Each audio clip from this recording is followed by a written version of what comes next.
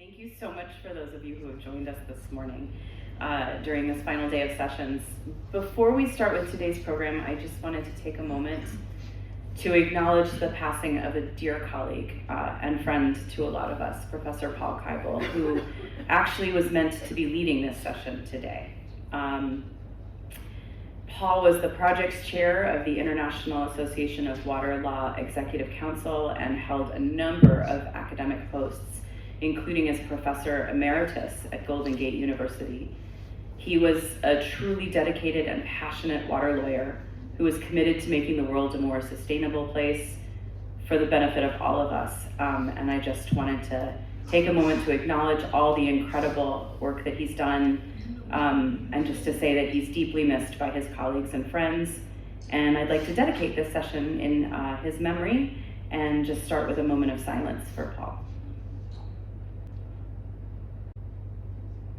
Okay, thank you so much.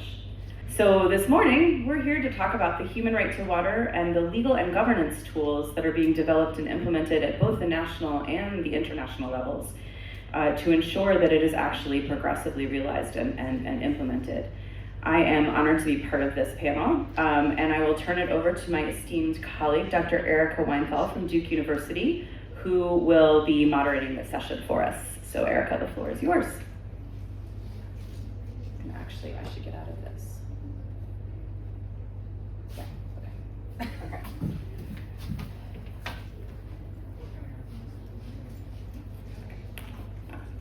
It's terrific to be here, and good morning. And for everybody who gets up early on a Friday morning on the last day of a conference, kudos. As Jessica noted, this is a session on water. Nope, it's on the human right to water and water for vital human needs. I was like, wait, that's not the title that I've written here. Implementation at the domestic and transboundary levels. And we are going to have 3 speakers today. So the way we're going to run this is have each speaker speak for 7 minutes or so, and then have a short Q&A. And then we will bring everyone back up and we will open it up for a larger discussion. There's gonna be 2 streams that are gonna go through the talks today. Some of the talks will focus on higher level issues of embedding the rights in law and making them enforceable in various contexts. And then the last 2 speakers will focus more on how countries are implementing the right, discussing specific challenges and tools for overcoming those challenges. So I'm going to introduce each person as you come up. Start with Dr. Imad Ibrahim, who is an assistant professor of law, technology, and sustainability at the University of Twente in the Netherlands. He specializes in the legal and policy dimensions of natural resources, sustainability, emerging technologies.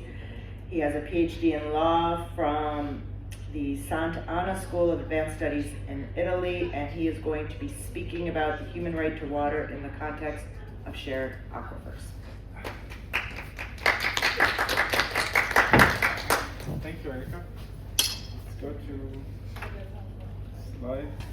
Hope I can find them. You should flow. Close this. No. Here. I don't want to press every button. I'm actually red. So. Just do a skill. Is that you? Yes. And slideshow.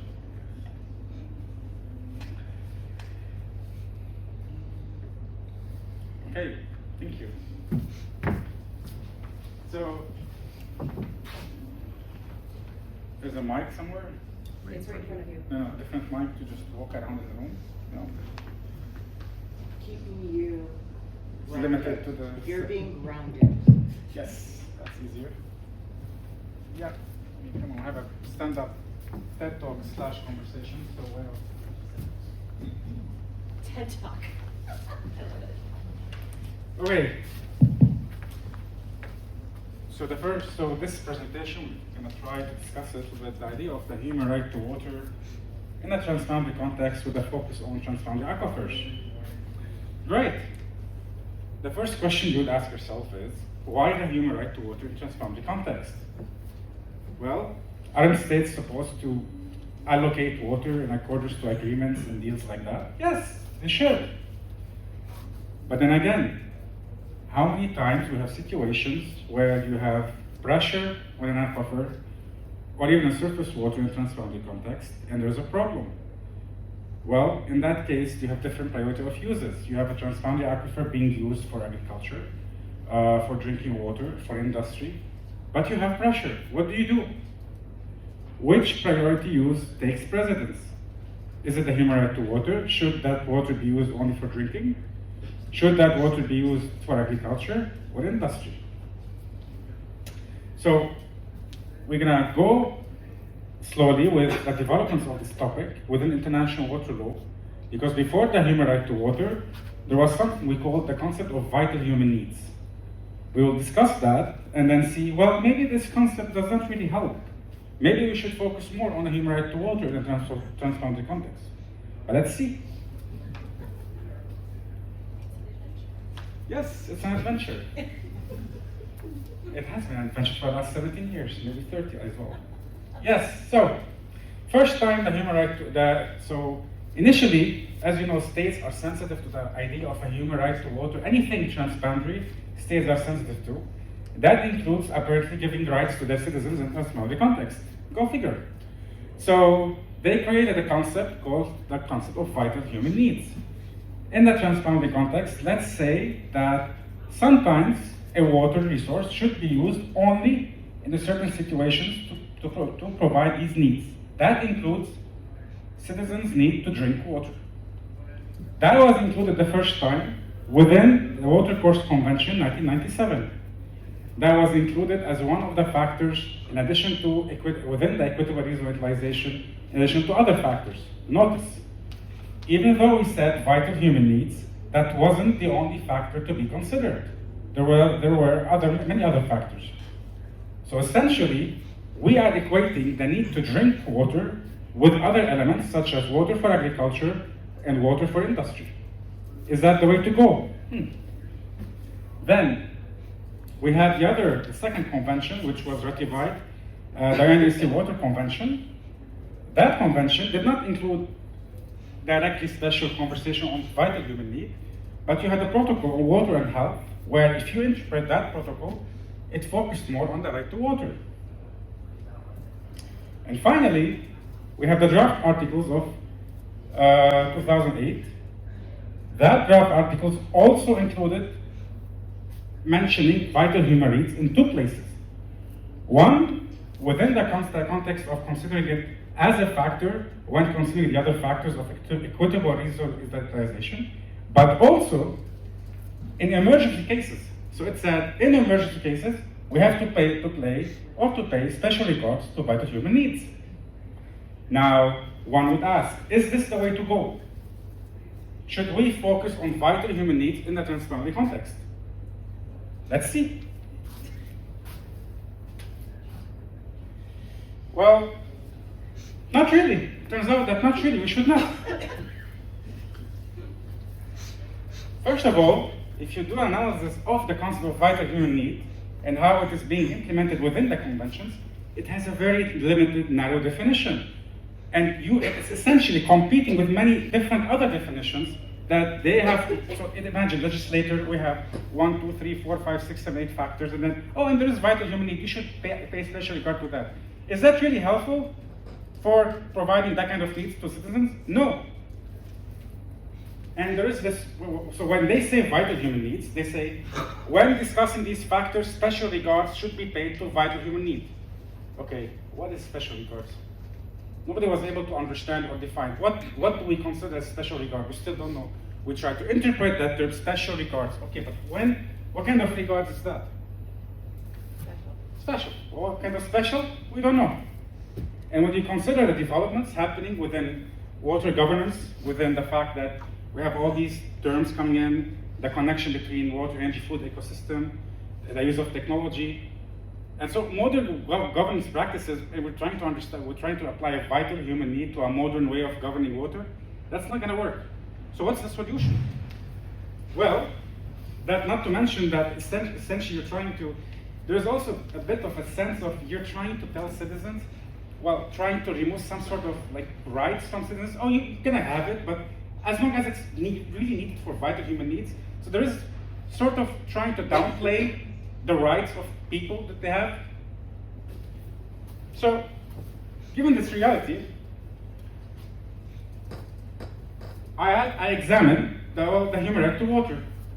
Should that be a solution? Could we go from having a vital human right to having it instead a human right to water? We all know the history of development of adopting the human right to water. It was a long effort. You had the general comment first, then you had the first resolution 2010, and there was a second resolution after that. And it included several information on how should water be used, water quality, water quantity. And well, the question is then, I asked myself, would including a human right to water within international water law provides better protection for citizens than having vital human needs? And that was actually the topic of my PhD at the end. So, why do we need to replacing the vital human needs with the human right to water? Well, first of all, if you look at the human right to water, it has more guarantees.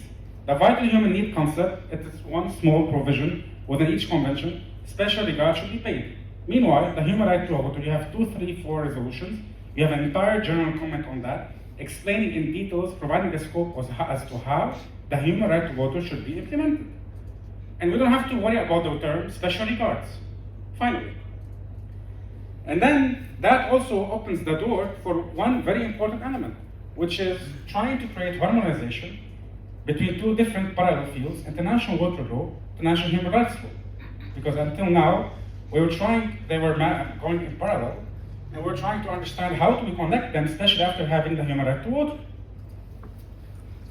And not to mention that it's easier to try to hold a state accountable for violation of the human right to water if they actually sign the resolution than doing that for vital human needs and transboundary context. Anybody, it's easier to say, hey, you breached, you violated my human right to water, hence, please give me my rights.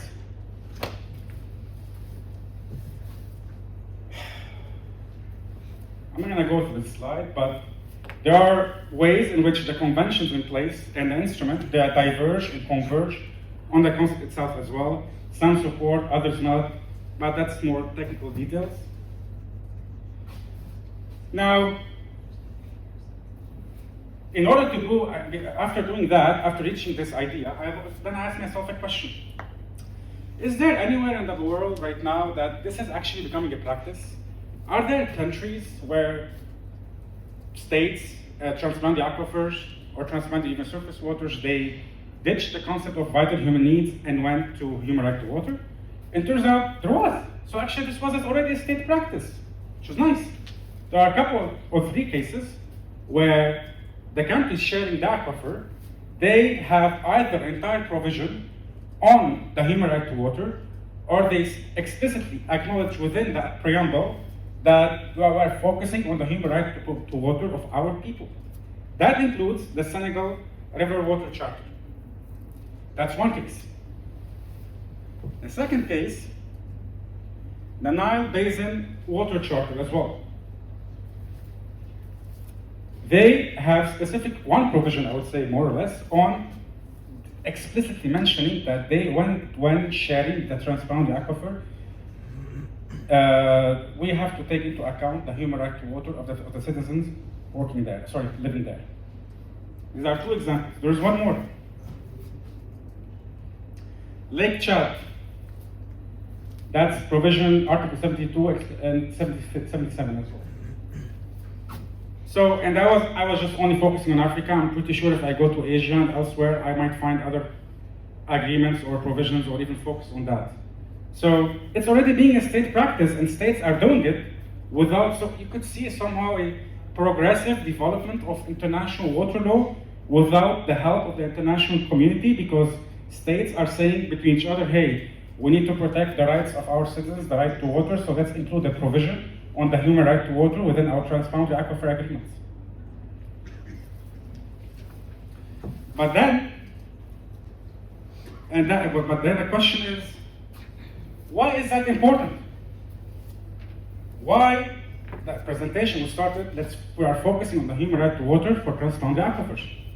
Why is that important? Why is it important to include or to have a focus on a human right to water for transboundary aquifers? What is the difference between groundwater and surface water? Well, to start with, groundwater is invisible. You cannot see it. Hence, it's harder to manage. If there is a pollution happening for a groundwater resource, it will take a lot of time to actually realize that there was pollution, and it will take way longer to actually clean it. Meanwhile, it's easier for surface water. At the same time, the quality of groundwater usually is better than surface water, which means it requires less treatment for drinking later on. Hence, it makes sense to try to apply a human rights approach to groundwater in this regard. If you look at the literature, there are a few articles discussing this, but we're going there. So it's based on that I'm like, why not applying it directly, using that right to already take the water for drinking purposes? And then we go back to the higher level. So we said we applied the human right to water instead of vital human needs in transboundary aquifer management in transboundary water agreements.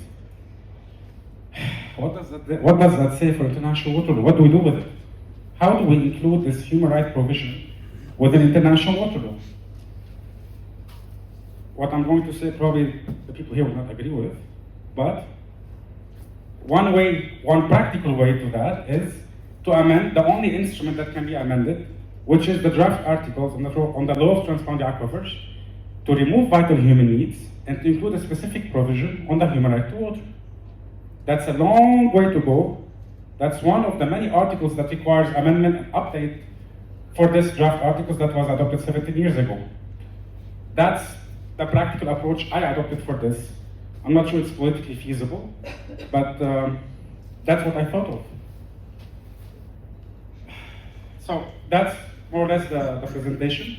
I hope in the future we could further advocate for using a human rights approach instead of vital human needs, so that we could actually better protect the aquifers, but at the same time ensuring people have enough water to drink easily. Thank you.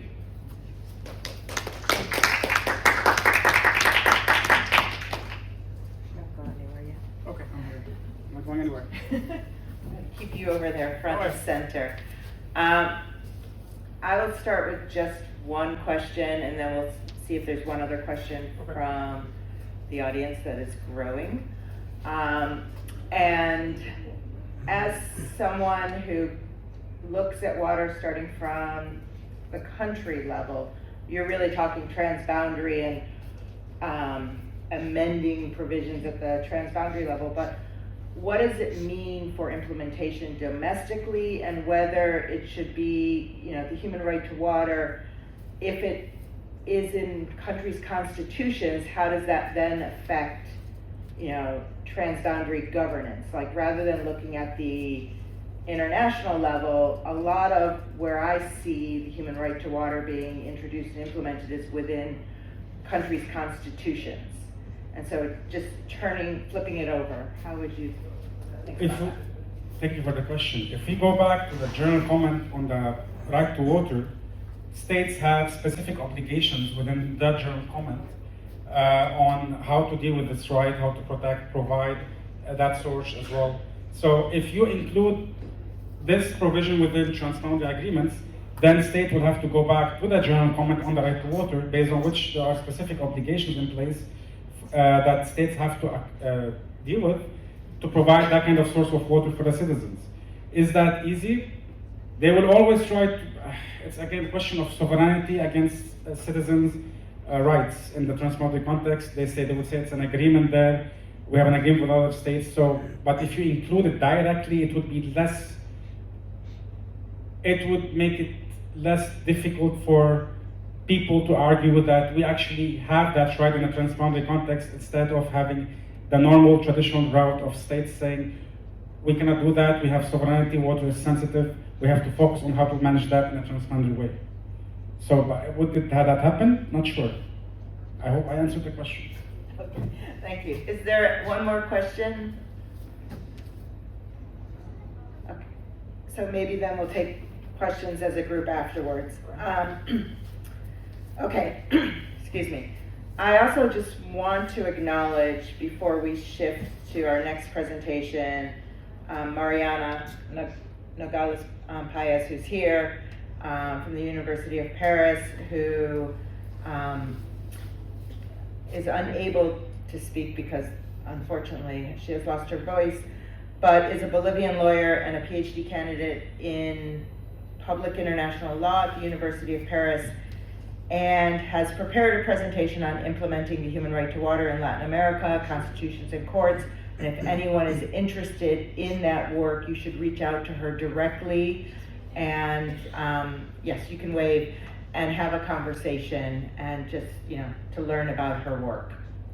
Okay, so now we're gonna shift to Jessica Troll, who is a lawyer, a senior attorney, and director of the International Water Program at the Environmental Law Institute in Washington, D.C. She has over 20 years of experience in international development and water law, focusing on developing and implementing equitable and effective legal policy and institutional tools for inclusive and sustainable freshwater resource management. She will be speaking on implementing the human right to water through improved governance of water tenure. So the floor is yours. Podium is yours. Thanks so much, Erica. Just give me 1 second and I can see if I can.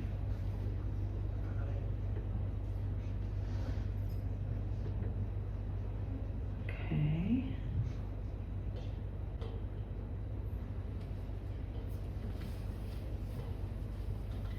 Okay.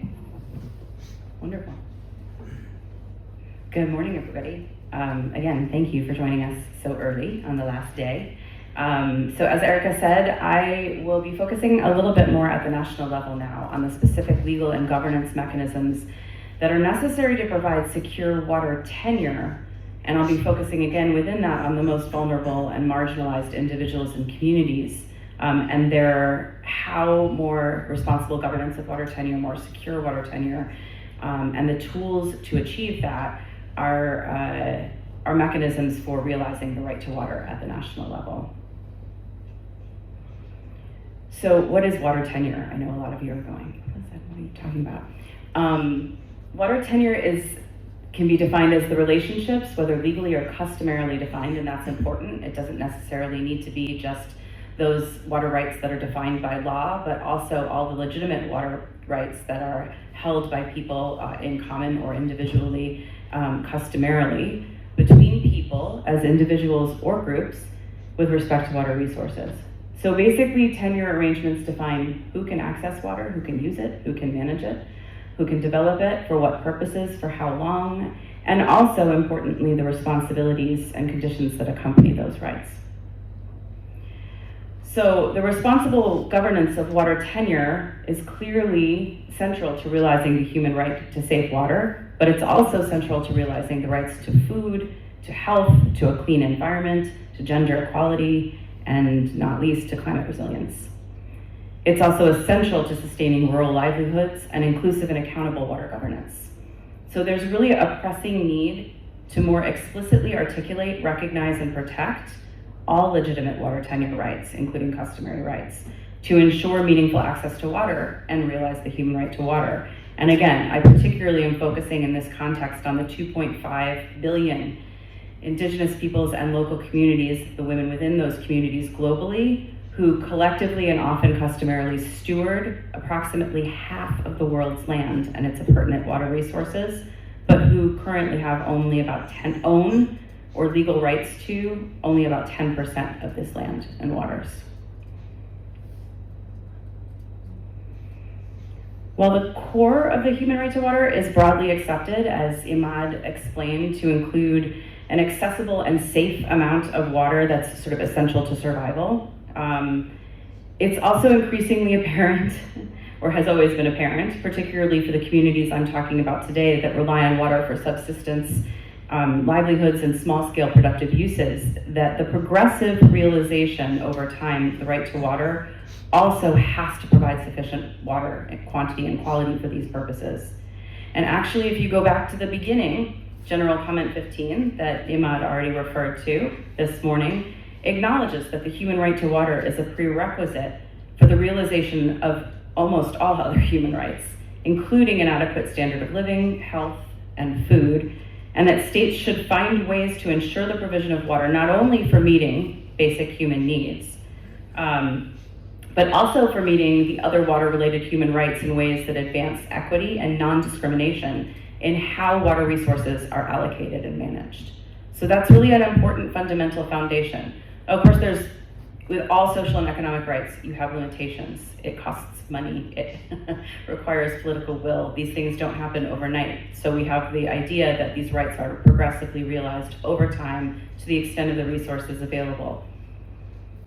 I would argue, though, that the ways in which we've set up a lot of our national legal mechanisms to implement and realize the human right to water are constraining our ability to move beyond just this smaller portion of basic human needs, and I'll talk about that as we move on. So I would highlight too that this isn't, there's a lot of evidence for how there's sort of, the international community is kind of coming to a realization that within the context of the Sustainable Development Goals, no one left behind, can't have one goal without all the others.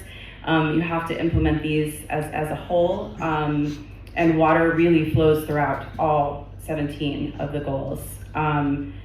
And I would also highlight in 2018, the United Nations General Assembly Declaration on the Rights of Peasants and Other People Working in Rural Areas actually clearly encourages states to recognize and protect individual and collective rights, and I'm reading this so I don't get it wrong, to access and sustainably use and manage land and water bodies to ensure, among other things, safe drinking water and water for personal and domestic use, farming, fishing, livestock keeping, and for securing other water-related livelihoods, as well as the conservation, restoration, and sustainable use of water. So that is a much broader understanding of what the right to water should have in terms of its scope of guarantee for countries. And similarly, the Special Rapporteur on the Human Right to Water recently came out with the most recent report that he came out with emphasizes that states really need to assume their responsibility to recognize indigenous and customary rights to water and provide the necessary resources so that they can realize their full suite of human rights and not simply this smaller definition of the human right to water.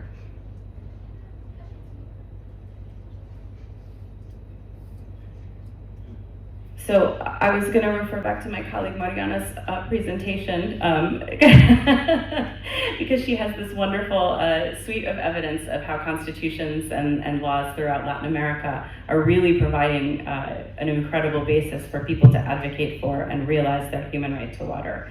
And so I would just sort of refer back to that and say, as a basis, yes, the legal recognition at the constitutional level or within water laws of the right to water provides a really important foundation for individuals and communities to be able to assert their rights to a minimum quantity and quality of fresh water. And we've seen really great success in both national constitutional level courts as well as the Inter-American Court on Human Rights and in Africa as well, in enforcing these rights actually at the national level. So making that connection between the transboundary level of recognition and the national level implementation, it provides another level of enforcement. But I would like to focus a little bit more on how countries around the world are improving their national legal mechanisms for achieving the right to water. This is not a comprehensive list, but just to highlight some that are particularly relevant to water tenure and particularly relevant, again, to the most vulnerable and marginalized communities that are seeking to assure their human right to water. So the first one that I'll focus on is permitting. Around the world, most countries have systems for licensing or permitting rights to water. That's how they administer water use rights. Basically, you get your permit, you pay for it, and then you use water for a certain period of time with certain conditions, and that's how you know you have a legal right to use that water. The majority of countries' legislation around the world also do provide exemptions from permitting for basic human needs or domestic uses. It's defined differently depending on the law that you're looking at. And depending on the country, that exemption can be extremely narrow. You can only use a hand-dug well, for example. There's no mechanized pumping, otherwise you need to have a permit. And it's limited to drinking water, water for cooking, water for bathing. It can be extremely narrow. Some countries are starting to expand the exemption to small-scale agricultural uses for household food security, for small-scale fisheries or pastoralists. It just kind of depends on the country and the water law to see where you need a permit and when that starts. In most cases, though, globally, and this is based on work that we've been doing over the last 10 years to create and apply a water tenure assessment methodology that looks at these issues. We've done at least 20 countries in Africa, Asia, and Latin America. Productive uses for water for livelihoods require permits for everyone, including indigenous peoples, including local communities that are extremely rural and have no idea that this is even a requirement. If they don't require a permit, or even if they do, there may also be additional administrative burdens like forming a water user association in order to vest your rights to water. And this can place really sort of, undue and unrealistic burdens on communities. Financial burdens, they have to travel to the capital to be able to do this. And again, a lot of them don't even know that this is a requirement in many cases. The other really important thing to recognize is that governments frequently lack sufficient resources to reach the vast majority of small-scale rural water users. You can't go out and permit everyone. We did a study of 5 countries in sub-Saharan Africa, looking at the percentage of permits that were actually granted in these countries. And I mean, it ranged from 6 to 18%. And that's including the large-scale users, like permitting dams and permitting large-scale industries and things like that. So in short, it's not working. And it's certainly not working in terms of being an effective regulatory tool to guarantee rights for the most vulnerable populations in most countries. It's also interesting to note that you can exempt somebody from having to have a permit, but what kind of legal status does that grant you? It doesn't really. You're outside of the law, you're not counted for, you're invisible really as a user. No one really knows how much water, what the water is being used for. And if a large-scale user comes in upstream and gets a permitted right, how are you supposed to? Then you're back to, well, is there a constitutional right to water that I can hang my hook on? And communities rely on NGOs to help them support, cases in that case. And it does work sometimes, but it's not really an effective mechanism.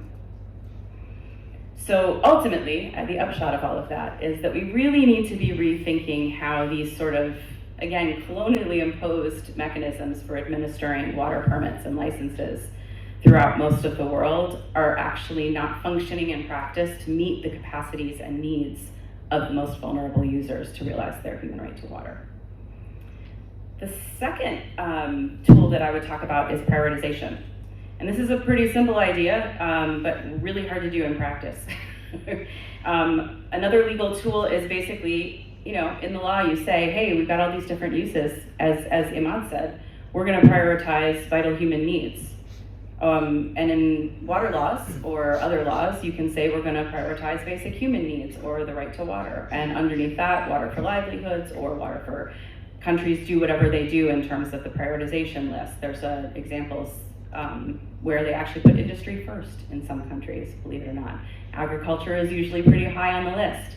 I would say even in those cases, they also don't distinguish between large-scale agriculture and small-scale agriculture, which can confuse the picture quite a bit. But the point being that during reallocation, as we're consistently seeing with climate change impacts and competing demands increasing, we're trying to allocate and reallocate water rights.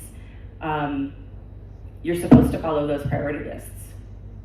What we're finding is the priority lists are all that are in the water laws. There's no actual procedural guarantees or requirements that accompany them to guide countries in implementing those priorities.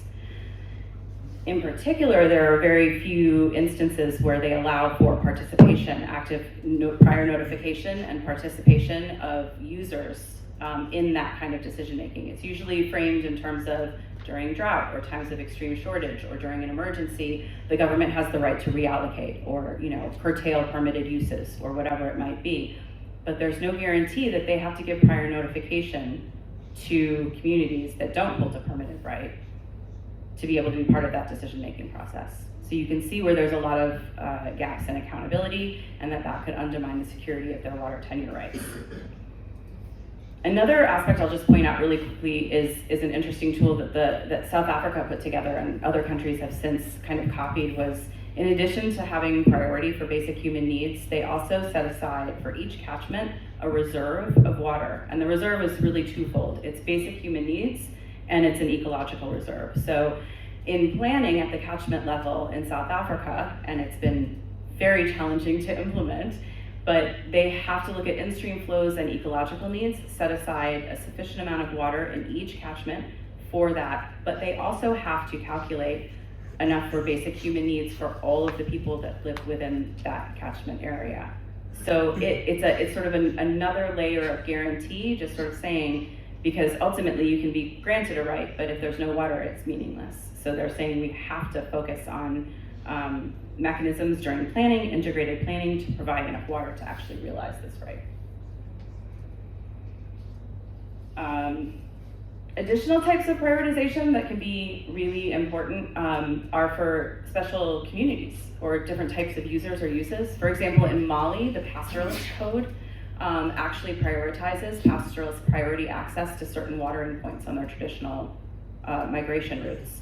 So you can see this in indigenous laws as well. Some countries in Colombia and in Bolivia, a couple of others that have established indigenous territorial rights. And within those territories, those people have priority rights to the water in their territory before anybody else can do it, and they have right to free, prior, and informed consent if anyone's going to impact those rights to water. So that's nice and strong. I would say the last tool that I'd really like to talk about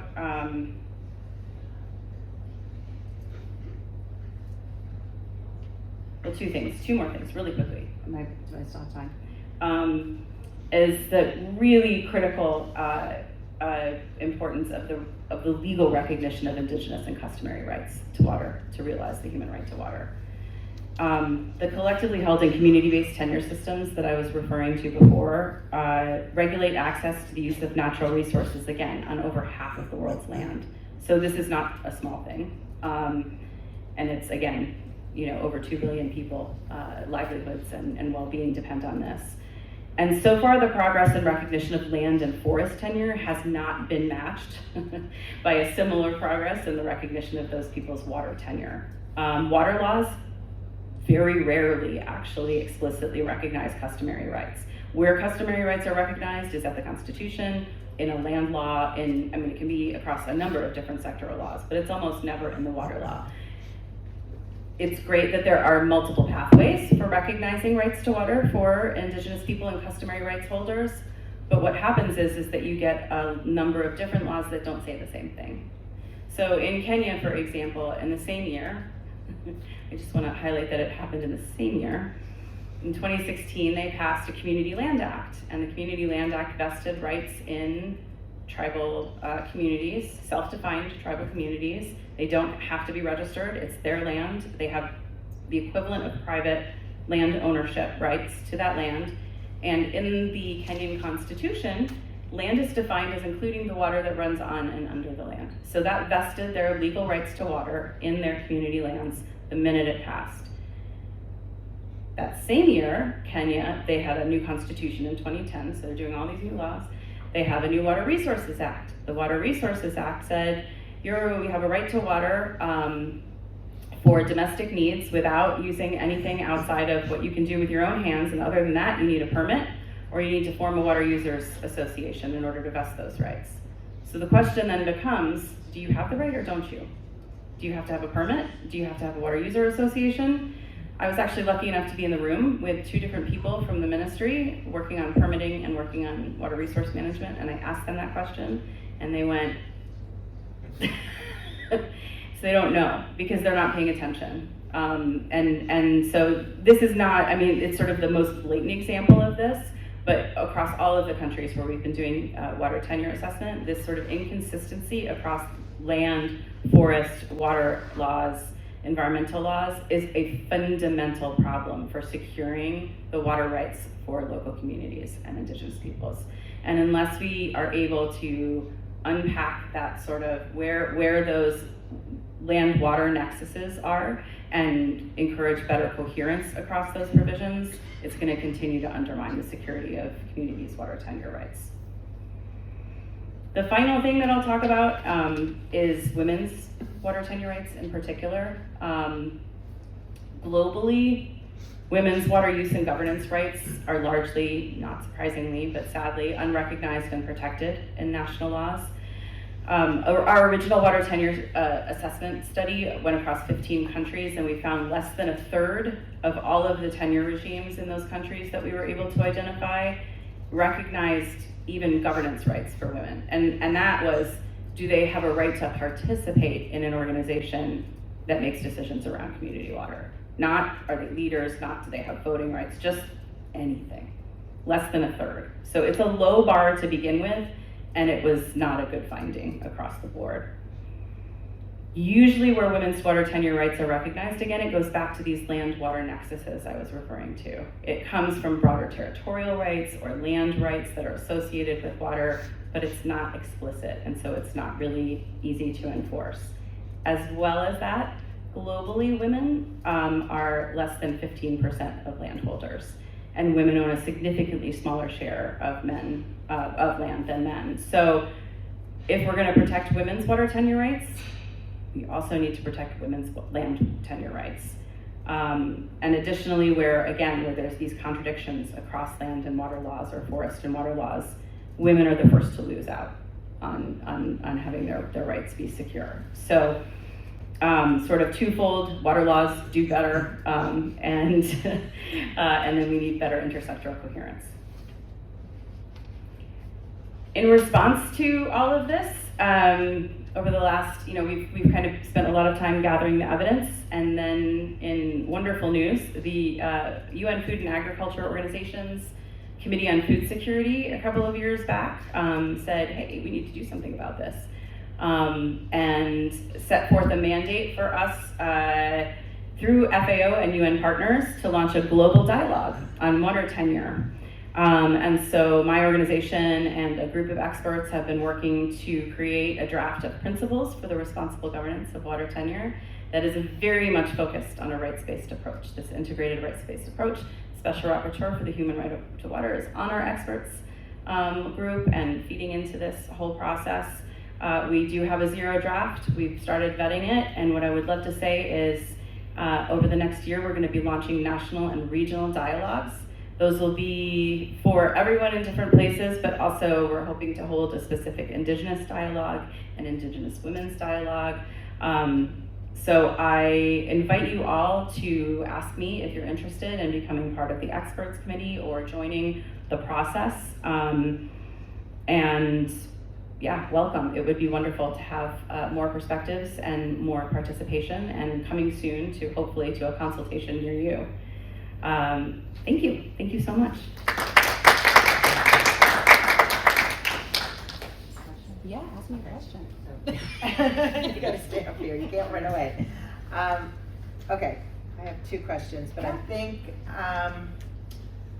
when I listen to you, I hear this tension between wanting states to build their own, to build capacity and have, what would be isomorphism among states where everything sort of looks similarly. But what I also hear is this notion of legal pluralism and in many ways looking at bottom-up governance and recognizing, that there are multiple ways to govern water resources, almost like Eleanor Ostrom with different types of principles. And so I'm just wondering how you then get, states on board to accept, this legal pluralism and, recognizing that there's not just one way to get things done.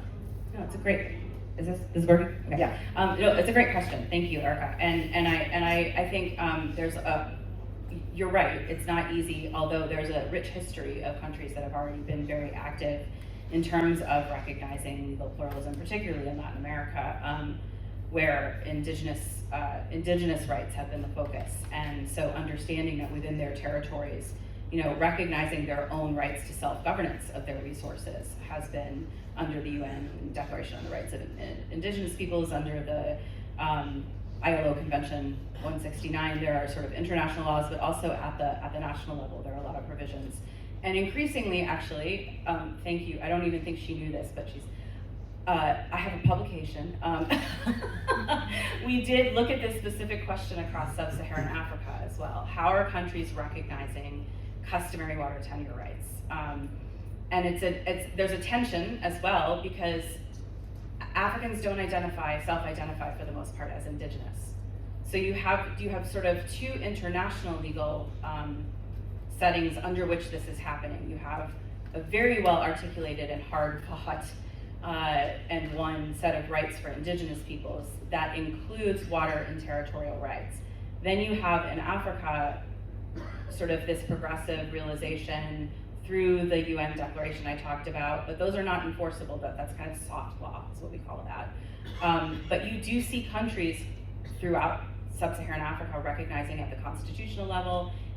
There are some, Namibia and Mali, recognizing customary water tenure rights within the actual water laws themselves. So there is this sort of progressive movement of saying, we see that we can't reach these people. We see that these are legitimate forms of water governance, water tenure governance. We need to recognize those rights. The problem is, what then? And that's actually an ongoing kind of wicked problem, the what then. Because once you start to enfold those customary practices, rights for dispute resolution, for allocation, if it's within a specific territory, that can be pretty well assigned. But how does that relate to the national allocation mechanism and water rights mechanism? And who gets to decide? Because in a lot of these cases, it would be the national government coming in and saying, your customary rights are real, yours aren't. And we don't really have a good way of understanding, there's no criteria, there's no real principles guiding this. So part of what the Principles for Responsible Governance on Water Tenure is about is helping countries in their own process of sort of assessment, water tenure assessment, building indicators to say, how do you do this in your own context? How do you manage legal pluralism in a very specific way that meets the needs of your people and the needs of your water administration to manage your national waters? So it's a very complex question. Legally, there's a lot of progress, but practically, it's still very, very challenging. I hope that answers your question. Yeah, terrific. And I'm gonna let us move to our last speaker, and then we will have questions for our last speaker, and then we will have a dialogue. So I just want to make sure. So our last speaker is Gabriela Cadrasso Quesada. I don't know if I said that correctly, probably not. Who is a senior lecturer and researcher in water rights and justice at the IHE Delft Institute for Water Education in the Netherlands. Her research and teaching engages with questions of legal and institutional dimensions of water governance at both the local and national scales. She will be speaking about realizing the human right to water in Costa Rica through social movements. To come up. And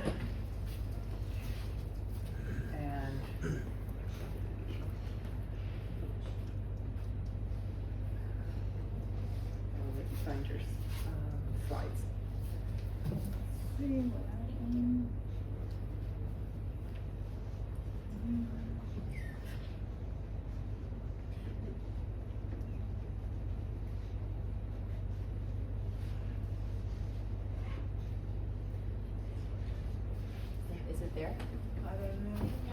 It might be under Jess's folder, because Jess, your folder had 2 in it, right? Yeah, but we've already done those two, so it's not here. Would it be on the, Is it just under J5 then?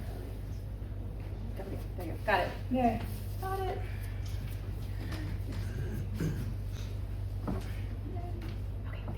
Thank you, Jessica.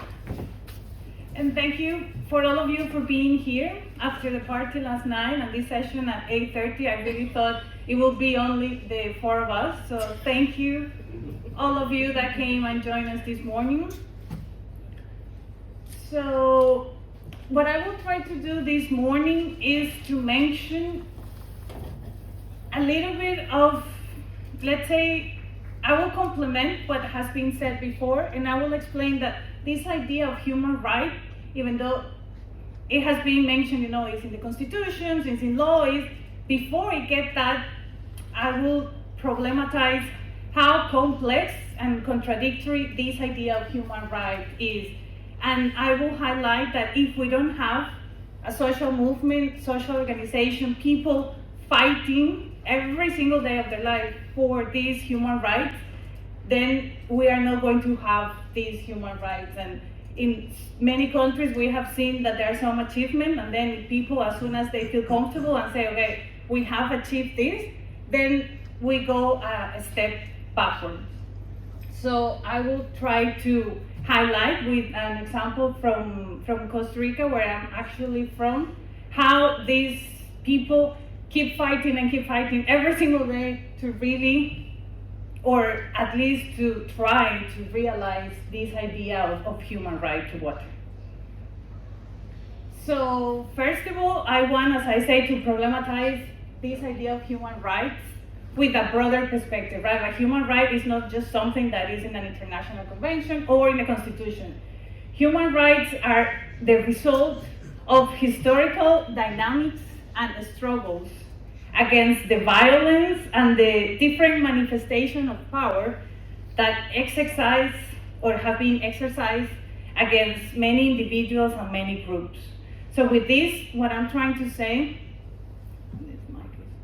what I'm trying to say is, like, this idea of human rights, again, has been very complex and very contradictory, because even though the state is the one that is going to give us, all of us individuals, the human right to water or any other human right, they do that not because they wanted to.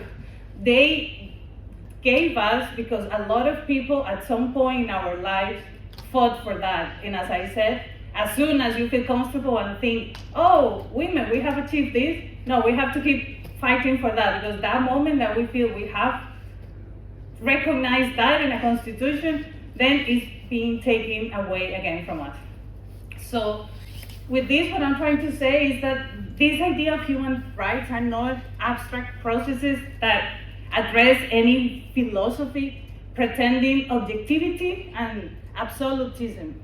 And they are also not mystified power in some transcendent instance from which society and reality radiates.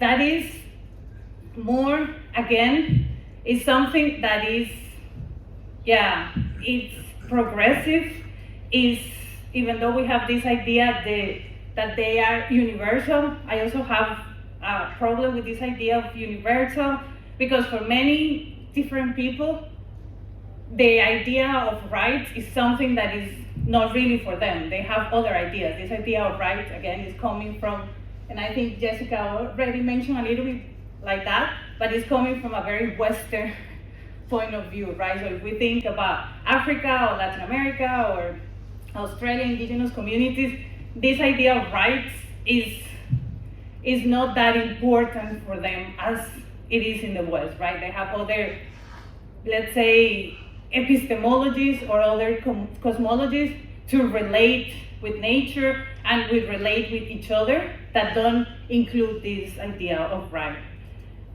And to focus here on the West, this idea of human rights were at the heart of emancipatory developments of modern law.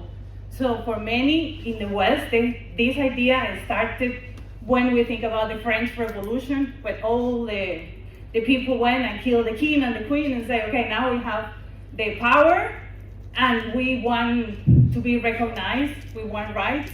So that is a little bit of where this idea of human rights is coming from.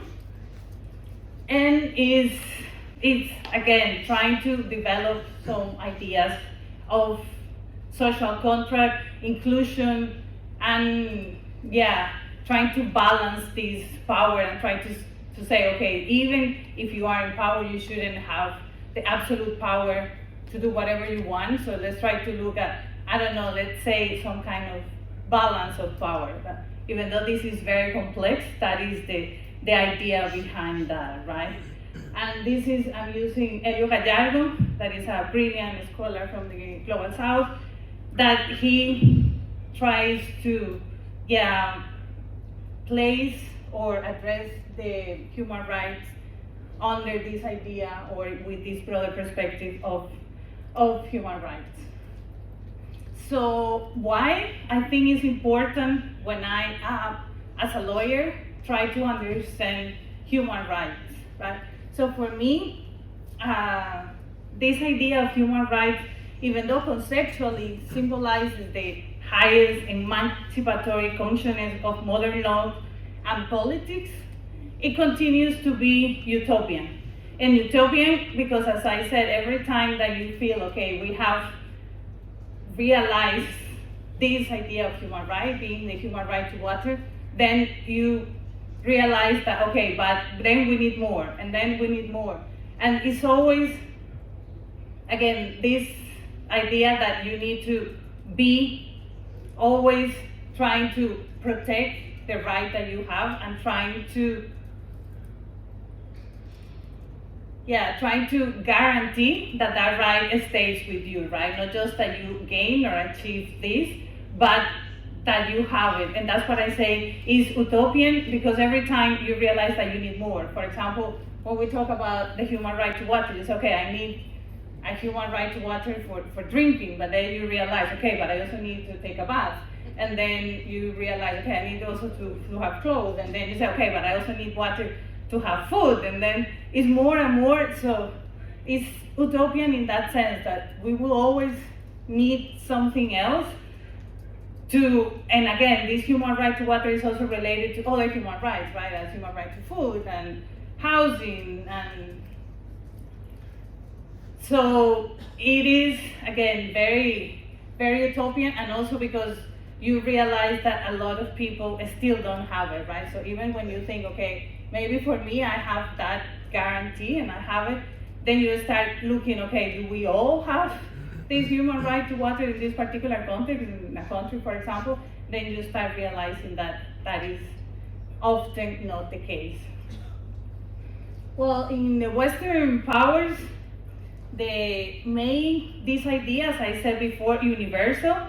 So that is why I mentioned before that this idea is a little bit problematic because of that, right? This idea of rights, it will be different in different contexts, and that is also a little bit related to what, different relationships of how we engage with water in general, but also with nature.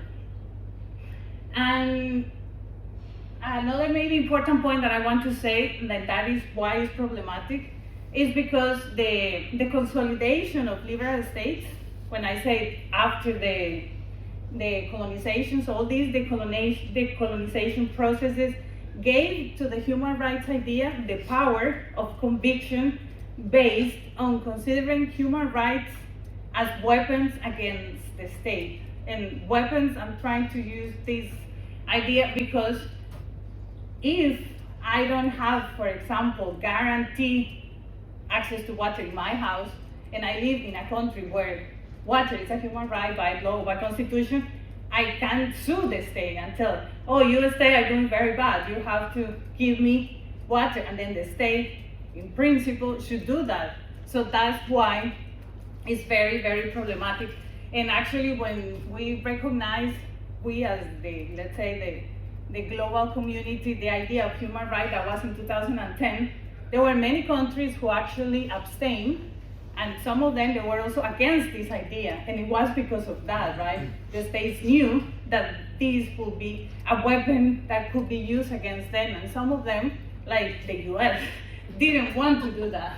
So maybe then we can reflect a little bit on the individual countries that did that.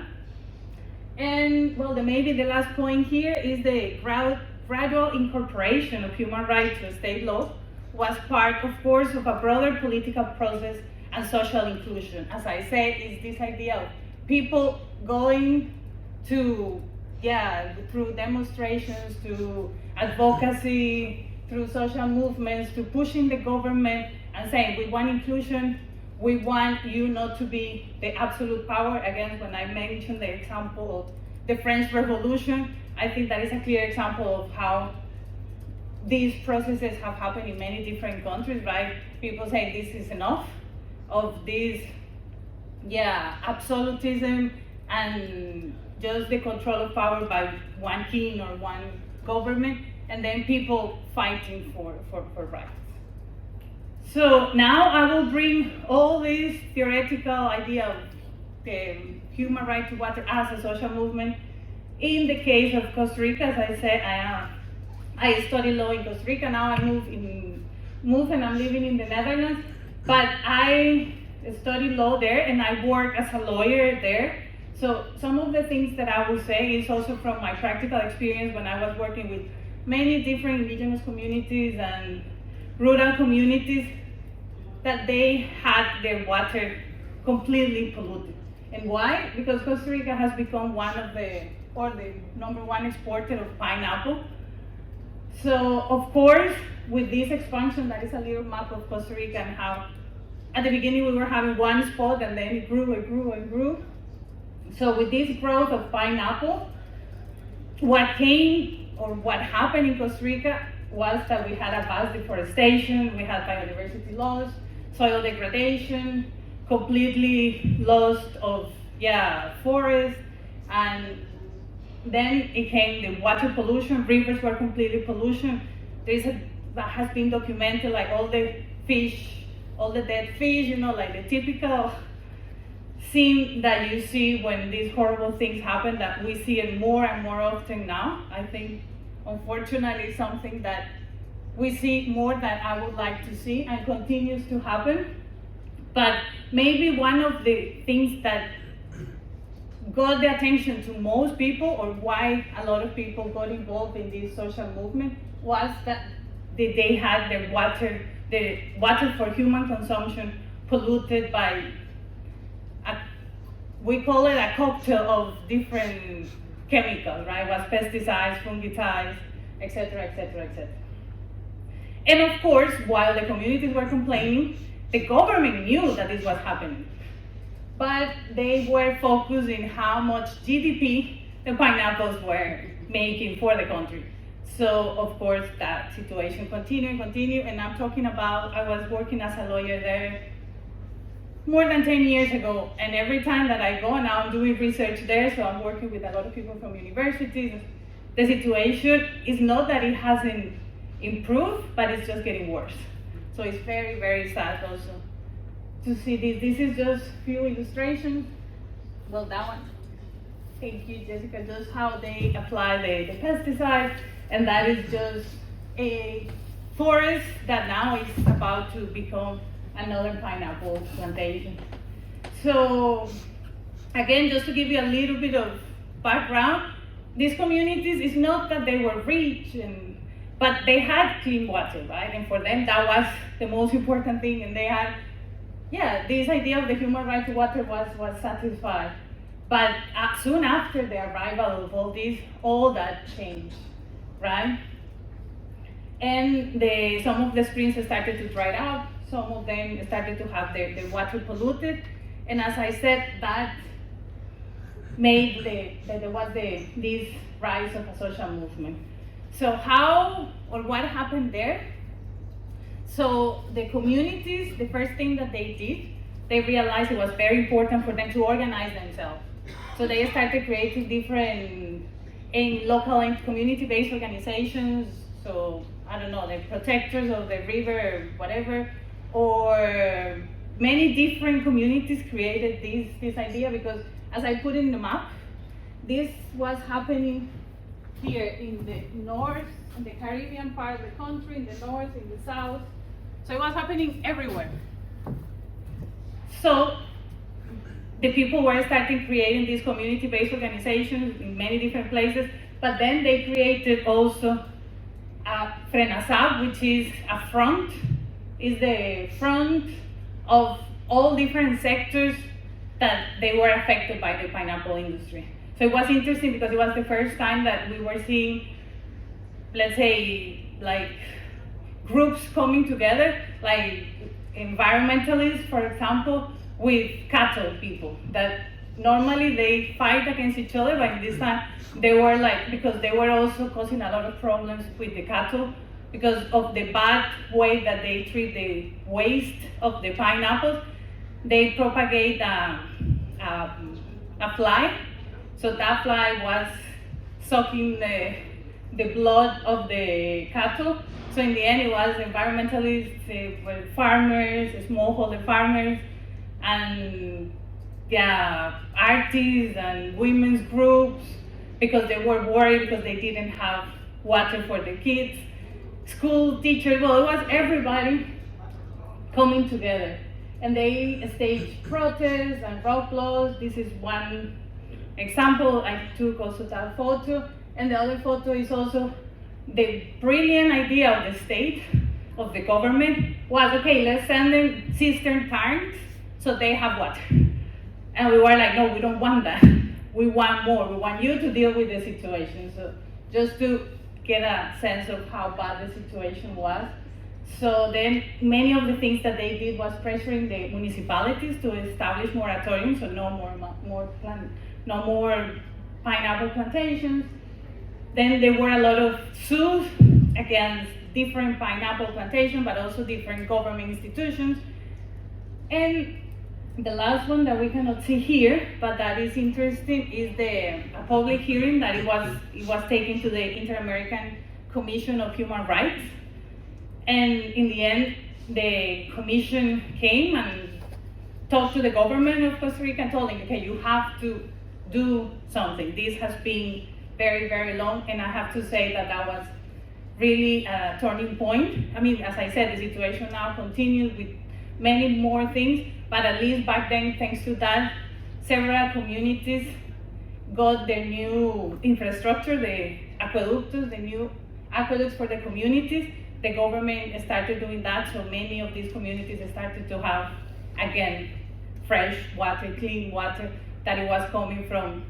The pineapples were here, so upstream, so they were having a catchment there, and then they started building new aqueducts for these communities. So yes, something good happened, and I will finish here, but again, it was not because in Costa Rica, we have in Costa Rica, the Constitution has the human right to water, but in the end, these communities had to fight a lot. They had to have lawyers, NGOs came on board, all the country came on board, and then something happened, yes, but it was because, again, of this social movement that was trying to push the government to do better and to really realize this idea of the human right to water.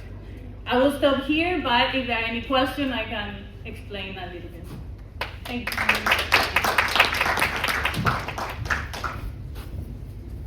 Thank you. I will start with one question just to keep it consistent. And then I will open it up. So it doesn't have to be a long answer or a long question, but social movements is something that we study as political scientists, not just in the law. And what's been really interesting across the presentations today, it's gone from the very transboundary to more internally to the customary, what's happening within the states,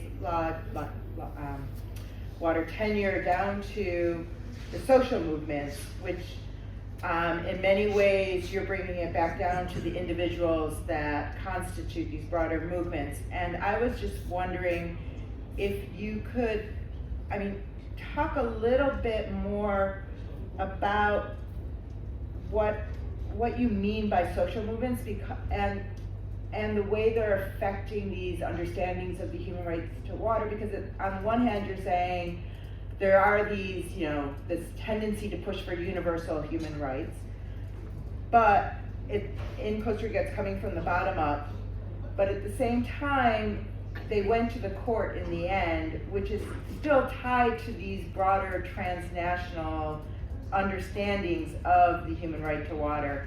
So if you could elaborate a little bit more on this tension between the diffusion in some ways of international norms, or the use of transnational, advocacy networks or coalitions. Thank you for the question. Yeah, I think two things there. When I say that there is a problem with this universal idea of human rights, is because we still have in the world many different communities that for them this idea of human rights or rights doesn't mean much, right? Because they have another epistemology, another way of knowing, relating with water, with nature, etc. In the case of Costa Rica that I was talking, Costa Rica was colonized by the Spanish. That's why we speak Spanish. Most people are Catholics.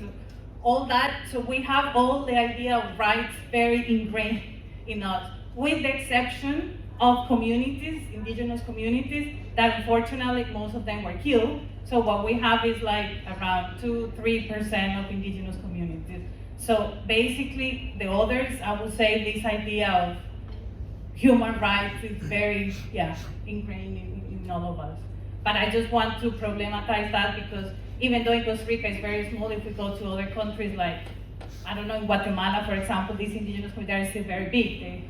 They are like 40%, and if you go to other countries, it's more and more. What Jessica mentioned, in Africa, they also have other way of recognizing themselves. So we have much more than the West and these ones that relate to rights. So that was the first thing. And the second one was? More just the diffusion of international law, but I know there are people who want to ask questions. You want to jump in on that?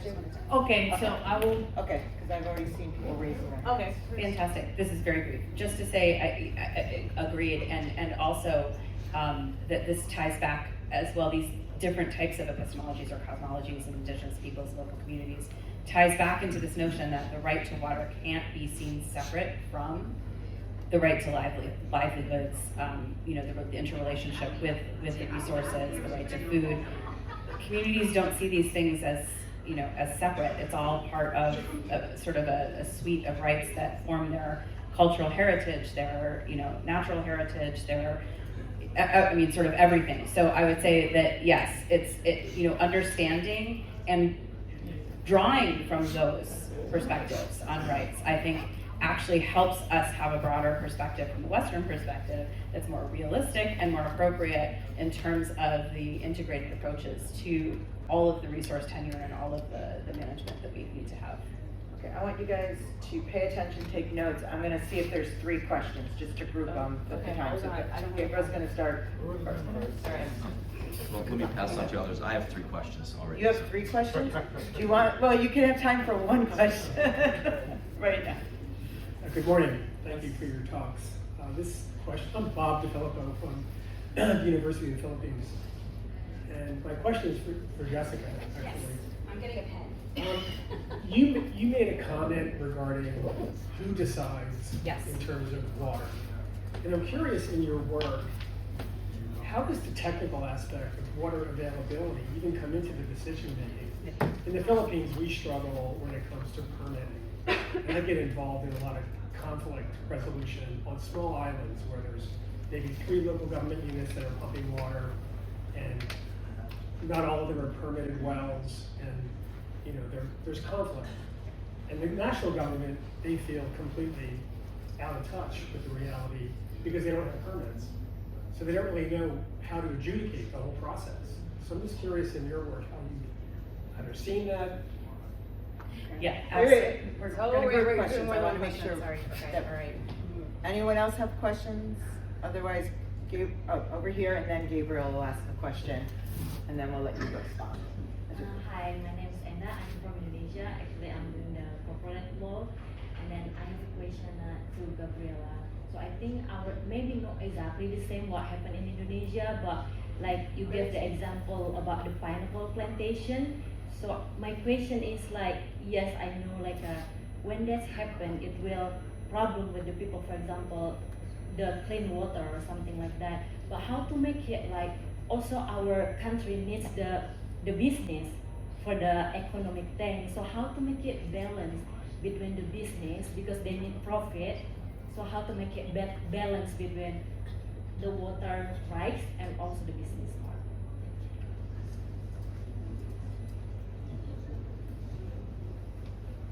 Question. All right, I'll just have one. So my question is, in terms of the realization of human rights generally. Human rights are, as I think a couple of you talked about, it's rights held against your own government. But I get the sense that there's an effort to universalize, internationalize the human right to water in the sense of that maybe there should be even a higher power beyond the state that is trying to enforce it, whether it's through UN agencies or other international organizations. And I think I'm just wondering your opinion on this, because it just seems to me we're emphasizing the human right to water at such a high level, whether it's through the declarations or other instruments, but it's really supposed to be implemented at that local level, and I'm not seeing the connection very well. How about let's start and go this way. Let's start at the high level and we'll go. I mean, you essentially summarized the whole problem of the human right to water in one sentence. And I don't know if there's a solution for that. So we do all the work at the international level with the human rights resolution. We try to include it within the water law, but then it's again enforcement locally. Now, we cannot force, we know as lawyers that we cannot force a state to implement its domestic law. Yeah, we can. Yes, we can, Even you case on my phone. Okay, pass. But can you, how does, can you, I'm trying to think from a state to state, from the international community down, not within the state. So I'm trying to have the higher up approach to domestic, maybe from bottom up, it works, but from top down. Yeah, absolutely do. Okay, now we can go. No, I can give you an example. I think so sort of the way that you can I think about it is that universal human rights, the right to water is people would argue it is not a universal human right. It actually is not. The UN has said so. Some countries have legislated, some countries have constitutional rights, some countries have legal rights. I won't get into it, but those are enforceable in different ways than human rights. But if you agree that there's this sort of universal right to human right to water at this level, yes, as you said, Gabriel, the enforcement and the actual realization needs to come from the ground, which is why my work focuses mostly on sort of what are the actual water tenure mechanisms you can get to make sure that people have enough water to do what they need to do, and how do we define that? Because the international community defines it really in terms of, look, we're looking broadly at the SDGs, we need to guarantee this much water to everybody before we can go on. Whereas I'm working with communities who need water for food, and that seems ridiculous to say that you need this much water first. We'll deal with that with the food later. That doesn't work, right? So there's those tensions. But if you also look at it from the aspect of the human rights infrastructure, from regional courts, constitutional courts, and all of those things coming back to it, you've seen a number of cases in Africa and Latin America where they're very local problems that are really focused around a similar problem in Colombia, the Atrato case, the Rio Atrato case, where the country itself granted mining licenses up and down the river Atrato, right? Legal licenses to mining, decimated the river. Afro-descendant communities up and down the river got together, managed to connect with civil society to bring the case to the government. It made its way to the Constitutional Court. The Constitutional Court basically held the government accountable at that level, and called not just on Colombian law, but on the Inter-American Declaration of Human Rights. So it's this idea that, you know, if we can kind of bring together this evidence that, look, this is an emerging human right. It's in the regional accepted instruments that we have, it's in our national laws, you know, piecing together all of this. And they actually, I love this, let me share this question, because the Constitutional Court in Colombia came up with the notion of biocultural rights.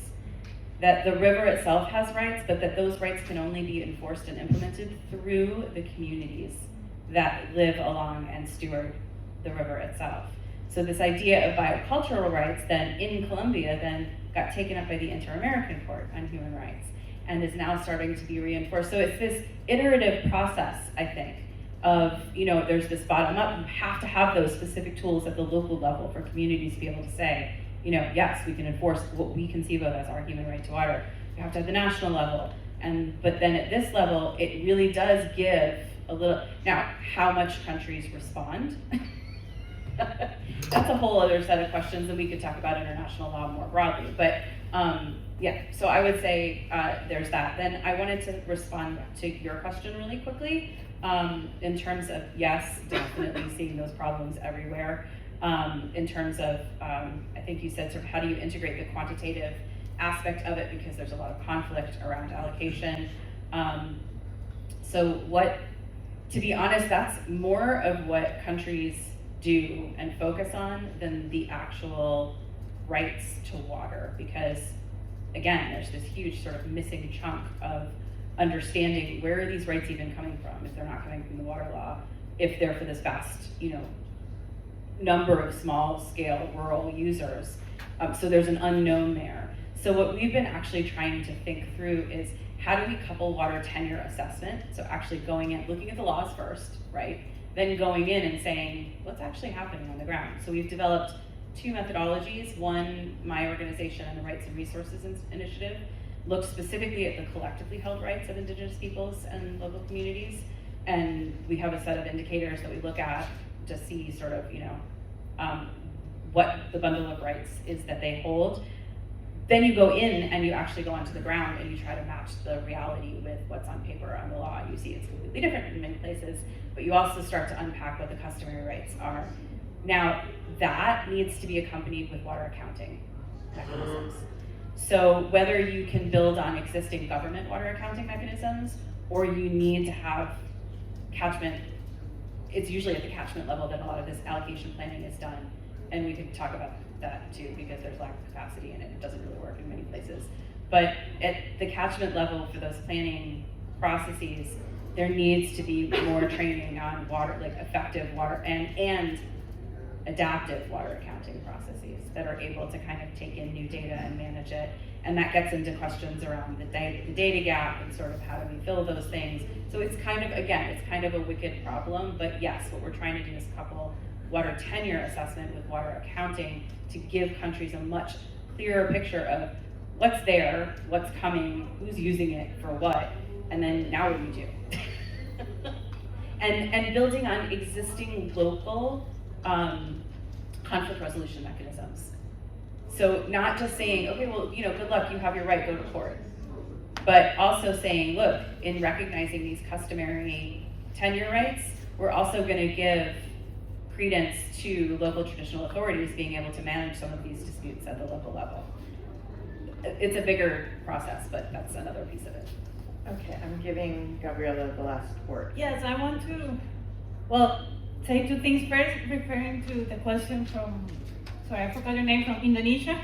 But thank you for the question, because we always have that question, and I didn't have time, I didn't want to enter on that, so it's good because I can expand on this.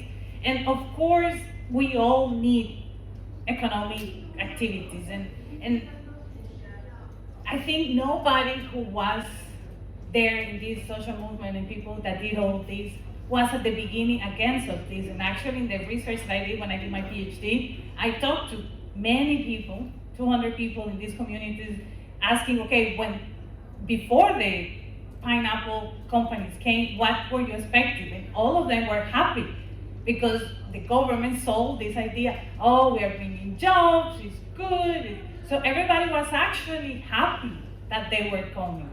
It's just that we need to tell these industries, you have to do your business doing A, B, C, and D. And if you don't do that, we will just close you and you cannot operate. And that's what we are not seeing, right? So of course, we need these activities, but they have to do it much, much better than what they're doing. And actually, I also interviewed many people in the pineapple industry because I also wanted to hear their perspective. And it's always very short term, right? It's like, oh, it's just because this was very expensive and we thought we would. So they don't want to spend because it's a lot of money. But the ones that they were doing actually a better job, they say, well, we spent a lot of money at the beginning, but now we are seeing.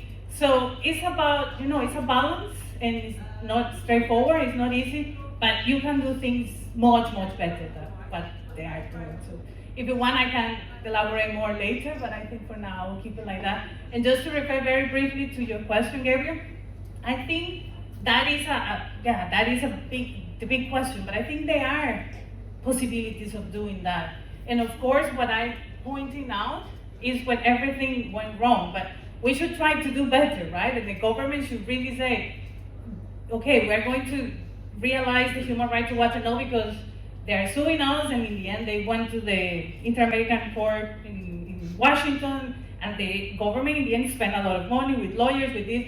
Again, all this money, they will have, use it to prevent things. I think, again, when we're talking about environmental issues, we are still thinking, oh no, let's do cheap things, let's do everything, whatever, and it's okay, but it's not. And the same goes for, many other industries or many other problems. So I think if we work together, and I mean civil society, because in the end, all these organizations still are working, and they, as I said, there are people from every different spectrums of society, and there's so many knowledges there. So if the government stop being so arrogant and say, okay, we, the engineers, the experts, will do that, and they start consulting, but not like tokenism, but a real consultation, a real involvement, bringing people, doing things together, spending time, Spending the money to do it. spending the money to do it, the time, then we could do it. And then again, I think the legal, and that's what I also became a lawyer, I think the legal aspects are very, very important. So I think we need to have very good constitution, and the international level the same. We need to have very nice principles, equity, justice, sustainability, so that everything makes sense. So I think we have some patches there, but we need to, work more together. And unfortunately, even though it sounds like cliche, it's what we need to do, and we are still not doing it, or not enough. Okay, thank you. With that, we're already 4 minutes over, so I want to ask everyone who showed up early on the last day of the Congress on a Friday morning to thank our speakers. And if you have additional questions, I'm sure they'll be happy to talk to you. Thank you all. Thank you guys. That was great.